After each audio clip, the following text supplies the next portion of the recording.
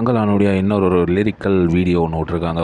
தங்கலான் வார் song. தங்கலானே லானே லானே தங்கலானே வெள்ளவானா இவர் எங்கன்னா போய் ஒளிஞ்சுருக்காரான்னு தெரியல. என்ன பாட்டுப்பா. ஆனால் 3 கீயை வச்சுன்னு ஒரு மேஜிக் பண்ணியிருக்காரு நம்ம ஜிவி பிரகாஷ் தான் இதனுடைய மியூசிக்கு. இதில் வந்து பெரிய பட்ஜெட் படம் பயங்கரமாக எடுத்திருக்காங்க அப்படின்னு நான் நினைக்கிறேன். படம் வந்து கதை வந்து பார்த்திங்கன்னா பெருசாக ஒன்றும் இருக்காதுன்னு நினைக்கிறேன். கோல்டு தேடுறாங்க.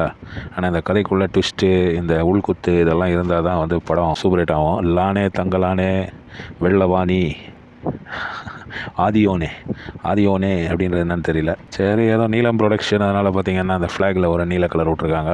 பிளாக் அண்ட் ஒயிட் மாதிரி இருந்தாலும் ஒரு எல்லோ கலர் இதுவும் ஒரு நீல கலர் இதுவும், அது வந்து ரஞ்சித்துடைய ஏதோ ஒரு டச் இருக்குதுன்னு நினைக்கிறேன். அதில் கடைசியில் இந்த பாட்டுடைய கடைசியில் பார்த்திங்கன்னா ரஞ்சித் மூவின்னு எழுதி காட்டும்போது சைடில் வந்து இந்த புத்தருடைய பிக்சர் எதுக்கு வச்சுருக்காரு அப்படின்றது தெரியல. புத்தருக்கும் இந்த படத்துக்கும் பார்க்க போனால் சம்மந்தமே கிடையாதுன்னு தான் நினைக்கிறேன். ஆனால் ஏதாவது சம்மந்தம் கொண்டு வந்தாருன்னா வேறு லெவலில் போய்டும். அந்த பிக்சர் வந்து வேறு லெவலில் பேசப்படும். இந்த படம் பார்க்க எனக்கு புரிஞ்ச அளவு என்னென்னா ஃபுல் வயலன்ஸாக இருக்கும் படத்தில். அதாவது ஒரு இங்கிலீஷ்காரன் வரான் கோல்டு மைனிங்காக. கோல்டு இந்த ஏரியாவில் நிறைய இருக்குது, அதை வந்து பூமியை தோண்டி எடுக்கணும் அப்படின்ற மாதிரி தோண்டி எடுக்கும்போது, அதை தோண்டி எடுக்கிறதுக்காக போகும்போது நடக்கிற விஷயங்கள், அதுதான் வந்து எனக்கு புரிஞ்ச அளவுக்கு என்னுடைய ஒப்பீனியன் தான் நான் சொல்கிறேன். சரி, இந்த படத்துடைய லிரிக்ஸை வந்து அறிவு பண்ணியிருக்காரு. இந்த பாட்டுடைய லிரிக்ஸு ஜிவி பிரகாஷும் அறிவும் சேர்ந்து தான் இந்த பாட்டை பாடியிருக்காங்க. பாட்டு வந்து நல்லா தான் வந்திருக்கு. அதான் சொன்னேனே, 3 கீயை வச்சுன்னு மேஜிக் பண்ணியிருக்காரு ஜிவி பிரகாஷ்.